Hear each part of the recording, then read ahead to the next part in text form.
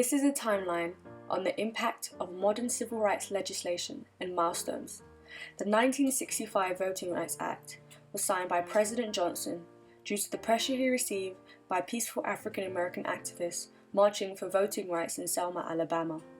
This was passed to overturn the loopholes white Americans found to prevent blacks voting after the ratification of the 15th Amendment in 1870, which deducted that a male citizen cannot be denied of a vote on the basis of their race, colour, or previous conditions of servitude. The 1965 Act banned the use of literacy tests and poll taxes, as well as brought in federal overseers in areas where 50% of the non-white population were not registered to vote. Although it was outright ignored in the South, African American voter turnout vastly improved, with Mississippi's turnout alone increasing from 6% in 1964 to 59% in 1969. It also increased black political representation, as black candidates received votes from densely populated districts with African Americans, with there being 6 African American House representatives in 1965 to 13 in 1971, and 1 black senator.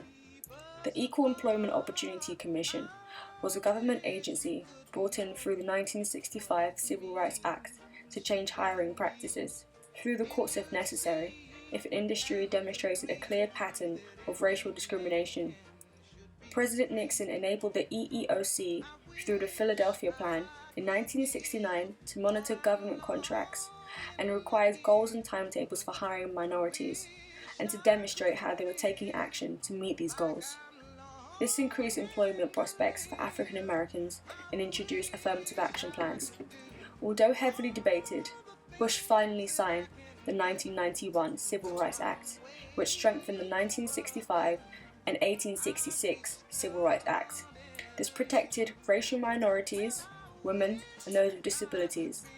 This act allowed the plaintiff to bring statistical evidence to prove unlawful discrimination.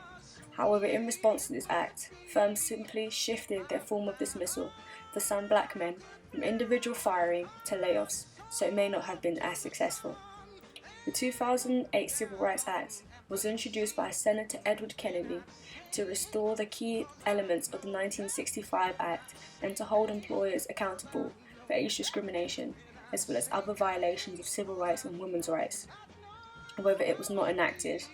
In sum, the Civil Rights Acts of the last 50 years have increased the political voice of African Americans, as they have been able to bring black representatives who could specifically benefit their constituents.